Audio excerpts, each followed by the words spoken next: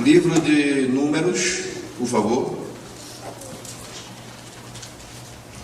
O quarto livro da Bíblia, no capítulo 13. Muito obrigado. Números capítulo 13, versículo de número 21 e 22. Esta mensagem tem trabalhado dentro do meu coração de uma forma especial. E eu senti esta noite que eu deveria comunicar aos irmãos aquilo que Deus também passou ao meu coração por intermédio desta mensagem bíblica. Graças a Deus. Diz assim: assim subiram e espiaram a terra desde o deserto de Zim até Reob, a entrada de Amate, e subiram para a banda do sul e vieram até Hebron, e estavam ali Aimã, Sensai e Talmai, filhos de Anak. Hebron foi edificada há 7 anos antes de Zoan, no Egito. Tome assento, por favor.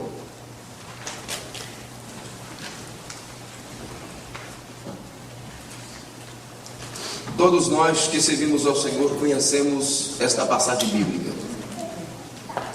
Não há uma pessoa que estude as Escrituras que não conheça a história que foi escrita por Moisés e os Pentateucos. Nós sabemos muito bem que Moisés, ele recebe a autoria desses livros, de Gênesis até Deuteronômio. E no capítulo 13 aqui de Números, nós conhecemos uma história que nos deixa fascinantes e fascinados com aquilo que Deus fez, com aquilo que Deus faz e com aquilo que Deus realiza. Essa noite eu estarei pregando aqui mostrando a fidelidade de Deus, mostrando que Deus cumpre as suas promessas, e estarei também provando a vocês que nada impede o propósito de Deus na vida de uma pessoa, ou na vida de alguém ou de um povo que Ele escolheu e estabeleceu com o seu próprio poder. Agora, o que me chamou a atenção nesse texto, que me levou a entender que Deus é fiel e cumpre todas as suas promessas, ainda que pareçam absurdas, mas é quando Deus, é Ele que fala, acontecerá exatamente como Deus falou. Deus sempre consegue fazer o impossível tornar-se possível. Quando nós observamos a vida desses filhos de Israel, desses espias, nós encontramos aqui 3 grandes gigantes que foram inimigos número 1 dos filhos de Israel.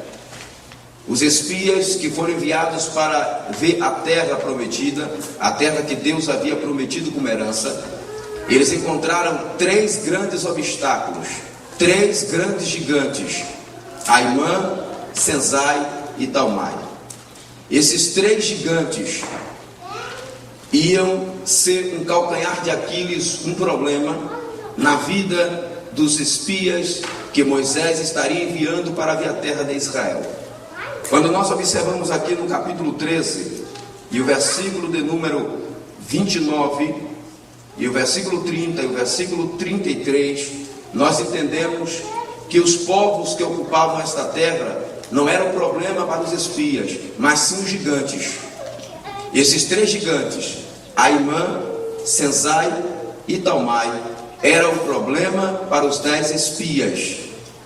Eu estarei falando a respeito desses 3 homens e provando a vocês como Deus tem poder absoluto sobre todas as coisas, e que nada nem ninguém pode impedir aquilo que é teu, aquilo que Deus te deu, porque Deus é fiel. Aí nós entendemos que quando os filhos de Israel, os 10 espias, chega no deserto, em um lugar chamado Cades Barneia, chegando ali, ou Barneia, dependendo da tradução, que quer dizer lugar consagrado ou consagração. Quando chegaram ali, reuniram os filhos de Israel e disseram a Moisés: olha, Moisés, queríamos ver a terra que Deus prometeu para a gente. A Bíblia diz em Deuteronômio, no capítulo 1, versículo 22, que eles chegaram para Moisés e disseram: Moisés, queríamos ver a terra que Deus disse que vai nos dar. Será que a terra é boa mesmo? Será que ela é exatamente como Deus falou? Queríamos ver com os nossos olhos. No versículo 23 do capítulo 1 de Deuteronômio, a Bíblia diz que Deus achou boa aquela coisa, aquela ideia, não sei porquê, mas Deus achou que aquilo era uma ideia boa e disse: tudo bem, Moisés, diga aos filhos de Israel que invade a terra. Agora eu quero que você escolha os líderes, os cabeças de cada tribo. E esses líderes é quem vai dar o relatório da terra ao meu povo. Aquilo pareceu bem a Deus, Moisés ouviu. E a Bíblia diz aqui em Números, no capítulo 13, no versículo 1, que Moisés fala com Deus e Deus permite. E Moisés agora prepara este povo. No versículo 12, versículo 3, ele escolhe cada homem representante de uma tribo. Da tribo de Judá, de Benjamim, de Levi, de Isacar, de Zebulon, vocês conhecem, de José. Foi escolhido um homem que fosse representante. No meio desses homens também estava Josué, estava Caleb. O nome Josué significa Javé é salvação. Caleb na Bíblia, a Bíblia não dá significado, mas é aquele que conquista. Aí nós entendemos que Deus tem suas vias, suas formas e maneiras de agir e de trabalhar. E as vias de Deus e a forma de Deus não é como a forma e as vias do homem, porque o pensamento de Deus é muito mais alto e o caminho de Deus é muito mais excelente. O homem não compreende o poder e a glória de Deus na sua magnitude e expressão. Ele serve a Deus e ele tenta dimensionar a Deus. O homem consegue até dimensionar Deus, mas não consegue limitar o poder de Deus.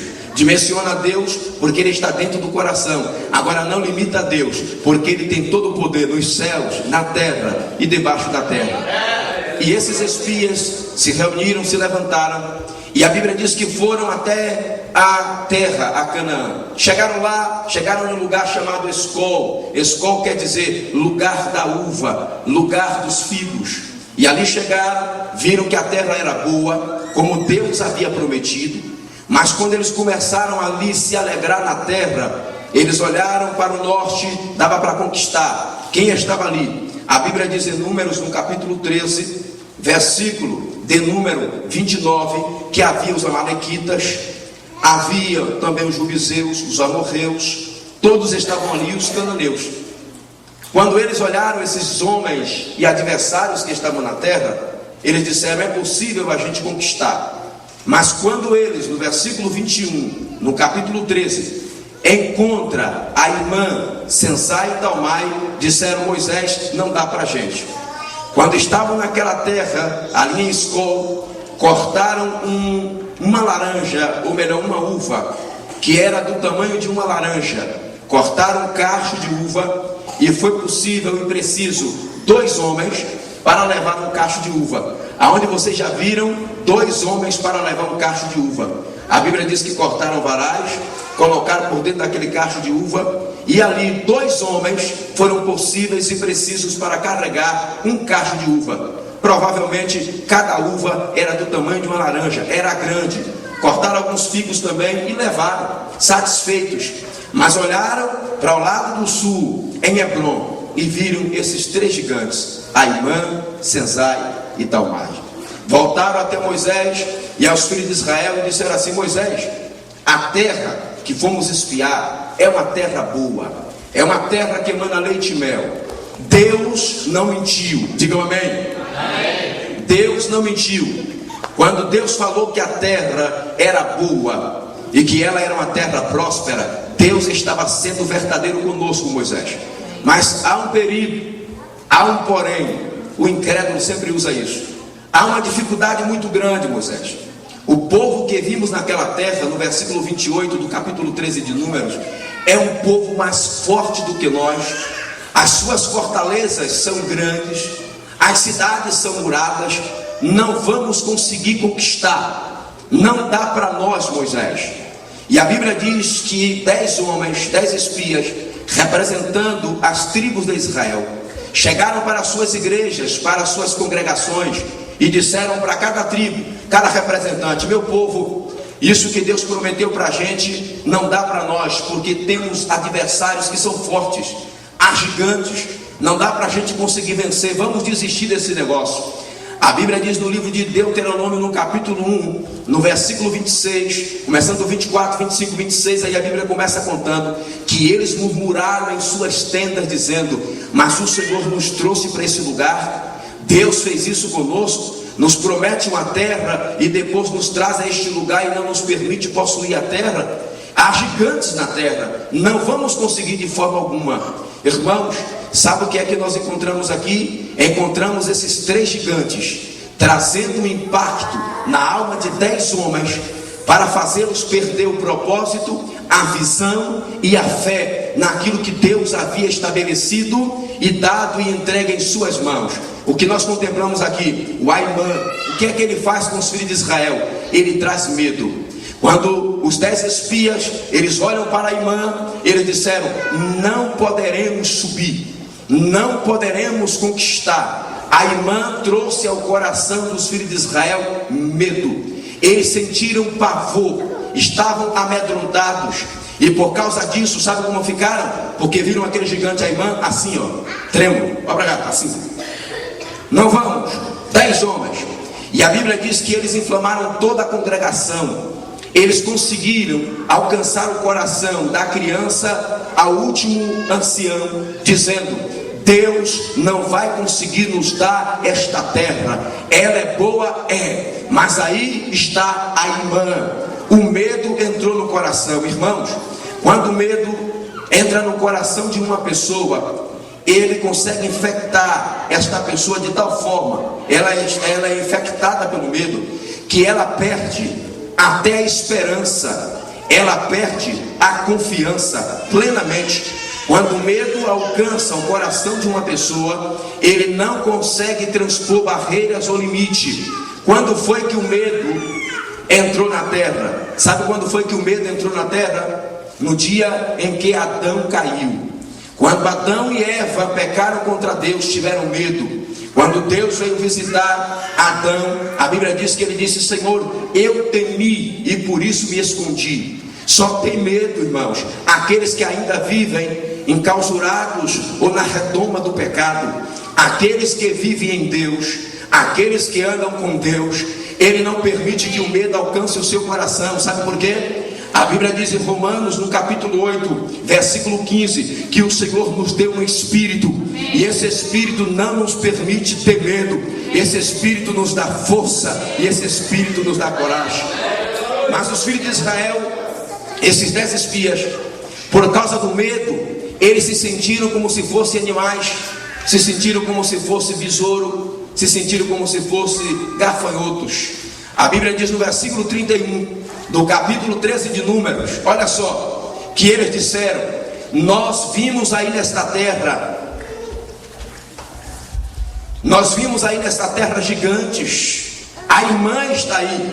E disseram os 10 espias, olhe para mim, quando olhávamos para eles, éramos como se fossem gafanhotos aos olhos deles, e quando eles olhavam para nós também, nos víamos como se fôssemos gafanhotos. O homem ou a mulher que anda sentindo medo e tem medo na sua vida, se sente tão pequeno, mas tão pequeno, que ele se acha que não é capaz de conseguir, ele acha que não é capaz de avançar, ele acha que ele não é capaz de ir além das suas dificuldades. O medo vem para bater, o medo vem para estagnar, o medo vem para fazer a pessoa desistir dos seus propósitos. O medo não provém de Deus, o medo provém de Satanás. Quando esses 10 espias veem Aimã, começaram a sentir medo, a ponto de achar que não ia conseguir entrar na terra prometida. Mas a Bíblia diz, e o Senhor Jesus diz, na Bíblia, na sua palavra está escrito 365 vezes, a palavra não temas está escrito. Para cada dia da semana, Deus tem uma palavra para você que é crente, que anda com Deus, que é crente, que ama a Deus. Segunda, terça, quarta, quinta, sexta, sábado, domingo. Segunda, terça, quarta, quinta, sexta, sábado e domingo, Jesus está dizendo: não temas. Mas quando você entrar no ano bissexto, Ele dirá: porque eu sou contigo para te dar vitória. É isso que diz a palavra de Deus: não temas. Quando nós lemos a Bíblia, nós encontramos aqui em Isaías. Eu quero te convidar a comer Bíblia essa noite.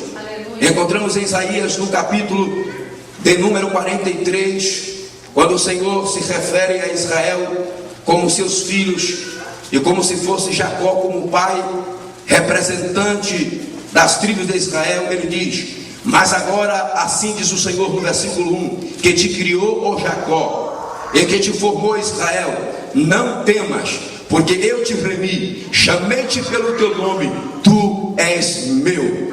Quem está falando isso aqui é Javé, é Jeová, é o Todo-Poderoso, é o Elohim, é aquele que fez os céus, que fez a terra, aquele que manda nos céus, aquele que manda na terra, é aquele que manda no mar, aquele que criou você. Deus não fez você para viver enclausurado e com medo. Há muitas pessoas que vivem deprimidas, há muitas pessoas que vivem tomando remédio para a depressão, há pessoas que vivem procurando psicólogos, porque não conseguem sentir paz e uma agonia no seu coração. A sua mente projeta coisas que levam de tal forma a sofrer e a procurar psicólogos. A igreja de Deus tem o maior dos psicólogos, que é Jesus. Quando nós aceitamos a Cristo, o psicólogo por excelência, ele entra no coração e a mente torna-se sadia. Na igreja em que eu prego, quem é psicólogo não tem emprego, porque na igreja em que eu prego, Jesus Cristo é o psicólogo da igreja e trata o seu povo. O medo não foi feito para a igreja, o medo foi feito para Satanás e os seus demônios e aqueles que estão com ele. A igreja de Deus é soberana, a igreja de Deus foi projetada por Deus para viver debaixo do poder da unção do Espírito Santo. O medo vem para bater e não permitir que você alcance. Quando nós lemos a Bíblia, ainda continuando o texto, o versículo 2 diz assim: quando passarem pelas águas, eu estarei contigo. Quando pelos rios, elas não te submergerão. Quando passares pelo fogo, não te queimarás, e nem chama alguma arderá em ti. Deus nunca vai livrar o crente da cova. Deus vai livrar o crente na cova. Deus nunca vai livrar o crente das lutas. Deus vai livrar o crente na luta. Deus nunca vai livrar o crente do sofrimento. Deus vai livrar o crente no sofrimento. Deus nunca vai livrar o crente de passar pela crise. Deus vai livrar o crente dentro da crise. Ele passa pela crise, mas ele não entra em crise, porque o Deus dele não conhece crise. Isso é verdade. Adore o nome de Jesus e aplauda o seu santo nome, por favor. Deus permite. Há coisas que acontecem na nossa vida que não entendemos porquê, mas é Deus que está permitindo. Irmãos, quando eu analiso a vida de Jacó, que vocês sabem muito bem que o nome Jacó significa suplantador, aldrabão, enganador. Quando Deus fala aqui nesta passagem de Isaías, no capítulo 43, e diz: não temas, ó Jacó, ele está dizendo: olha filho, você que não tem força suficiente, você que não consegue ser para mim aquilo que você desejaria, você que se esforça, lê a Bíblia, que você ora, mas há um problema pessoal que você não consegue se libertar, eu também estou contigo para te guardar. Você não pode ter medo, porque eu te livro com as minhas mãos. Eu sou Deus Todo-Poderoso. A Bíblia diz que as nuvens servem para Deus, irmão, sabe como? Para Ele pôr os seus pés, e Ele segura com as suas mãos a terra e sustenta com as suas mãos. Este é o Deus que nós servimos. Ele é todo-poderoso e faz o impossível tornar-se possível. Não tem por que nos preocuparmos. Quando você lê a Bíblia, você encontra Jacó tendo visões de Deus, revelações de Deus, Jacó recebendo coisas tremendas. Mas no dia em que os irmãos de José vendeu José para o Egito, quando ele tinha cerca de 16 anos a 17 anos, a Bíblia não diz que Deus falou com Jacó, mas Deus costumava falar com Jacó. Vocês lembram que Jacó ainda antes de mudar o nome dele para Israel, Deus mudar o seu nome, Jacó teve uma visão que viu uma escada que ligava dos céus à terra, e os anjos subiam e desciam por ela. Jacó viu isso. Esse Jacó também teve um encontro com Deus, havia lutado com Deus no vale de Jaboque. Mas eu pergunto uma coisa para vocês: por que quando José foi vendido para o Egito, Deus não veio para Jacó em sonho e disse: olha Jacó, o teu filho não está morto, o teu filho vive? Por quê? Sabe por que Deus não fez isso? Vou te revelar agora. Porque Deus é um Deus de surpresas. Deus gosta de revelar coisas grandes para os seus filhos.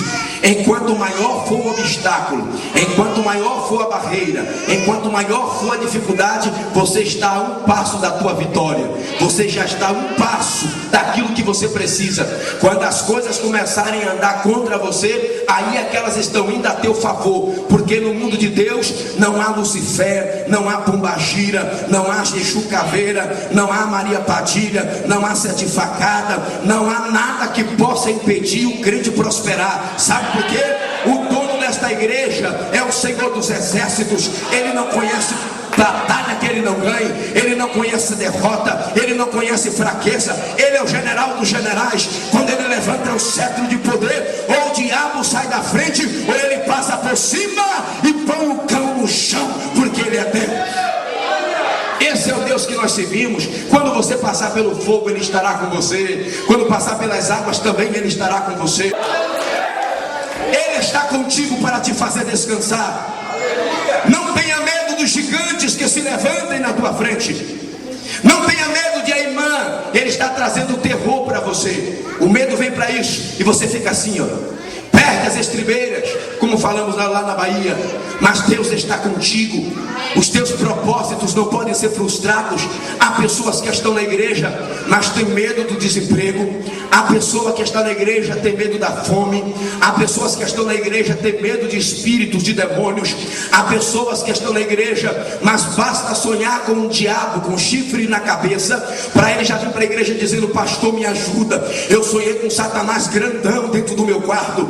Há pessoas que estão na igreja que tem medo de assombração. Há pessoas que estão na igreja, mas não colocam a vassoura atrás da porta, porque tem medo do diabo aparecer. Há pessoas que no tempo de trovoada cobrem o espelho dentro da casa, porque tem medo do trovão bater no espelho. Há pessoas que colocam ainda pé de boi, pé de cavalo lá dentro da casa. Há pessoas que usam ainda espada de São Jorge e diz que está servindo a Deus. Pessoas cristãs que andam amedrontadas. Deus não te chamou para ver estas coisas. Deus te chamou para ver os céus abertos e o Filho do Homem subindo e descendo sobre a sua vida. É isso que diz a Bíblia. Deus nos chamou para isso. Há crentes que não aguentam sonhar com cobra. Vem para a igreja assombrado: pastor, eu sonhei com 3 cobras. Uma era grande, a outra era pequena e outra era média. Pastor, me ajuda. O que significa isso aí? Será que alguém está trabalhando contra mim? Será que alguém está tentando me destruir? É crentes que vivem no terror. Parece que são terroristas, vivem assombrados, pensando que tudo que ele vê, tudo que acontece vai acabar com ele. Você não foi chamado por Deus para estas coisas. Você foi chamado por Deus como um filho para subir os degraus da eternidade e olhar para Ele, que é o autor e consumador da tua fé. É isso que a Bíblia diz. Esses 10 espias, eles não entraram porque tiveram medo de Aimã. O medo estava em seus corações. Mas diz a Bíblia que Josué, no meio desses 10, se coloca de pés. No capítulo 14 de Números, no versículo de número 9, ele diz: olha, simplesmente não sejais rebeldes contra o Senhor, e não temais o povo desta terra. O Senhor é conosco. Com o pão vamos devorar esses nossos inimigos. Não os temais. No versículo 8, ele diz: gente, a terra que Deus prometeu, ela é boa mesmo. Ela tem mel, ela tem leite. O Senhor é conosco. Sabe por que Josué olhou para os inimigos e disse assim: vamos devorar esse Aimã, esse gigante, como se fosse um pão? Ninguém tem trabalho para comer pão, até quem não tem dente. Se o pão for duro, de 15 anos, pega esse pão, coloca dentro da água, vai derreter. Até o banguelo consegue beber aquela água tendo aquele pão ali dentro. Até banguelo, pega um pedaço de pão, põe na boca e aquilo se desfaz. Josué estava dizendo: aquele que já vê a salvação, ó filhos de Israel, espias e toda a congregação, não podemos ter medo. Sabe por quê?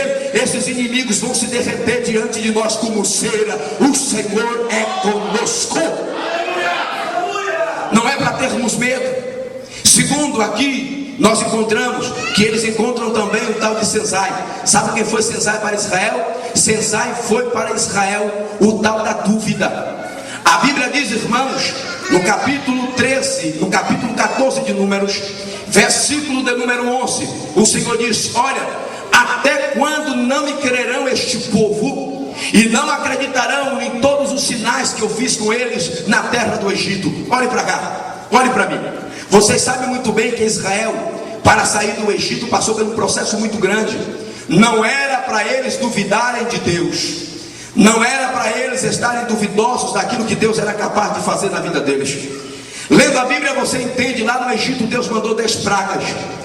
E a última delas, Deus matou o filho do próprio faraó, da linhagem dos Râmeses, que estava sentado no trono. Deus matou o herdeiro para livrar Israel. Eles viram com seus olhos. Quando Israel saiu de lá do Egito, de Râmeses, eles pararam em um lugar chamado Sucote para descansar. Depois que saíram de Sucote, a Bíblia diz que eles foram até um lugar chamado Piairote. Quando chegaram em Piairote, que é lugar de julgo, ali estavam acampados por causa do sol. Tiveram que se levantar, foram a Migdol. Parando em Migdol, que quer dizer torre inclinada, ali estavam diante do Mar Vermelho. Foram até Baal Zephon. Aí Baal é Deus, é o texto no original. Ali estavam diante do Mar Vermelho. Israel viu, os 10 espias viram, e todos os filhos de Israel, quando Deus abriu o Mar Vermelho no meio, repartiu e dividiu as águas em duas partes, lado esquerdo e lado direito. Israel viu isso, os 10 espias viram isso, passaram o Mar Vermelho. Do outro lado tiveram sede. Moisés, queremos beber água, não tem água para beber. Moisés pega um pedaço de lenho, que significa uma figura do patíbulo da cruz de Jesus Cristo, jogou na água. Quando ele jogou na água em Mará, as águas amargas tornaram-se águas potáveis para ser consumidas, águas boas para ser tomadas. Ali naquele dia, Israel viu o milagre de Deus. Israel viu também com seus olhos, quando estavam com fome ali, começaram a pedir pão a Deus. Todo dia Deus mandava pão para o povo, e o povo comia e ficavam saciados, sacios, felizes, enjoados de comer pão. Foram até Moisés e disseram: Moisés, agora queremos mudar o cardápio, agora queremos carne, queremos fazer churrasco no deserto.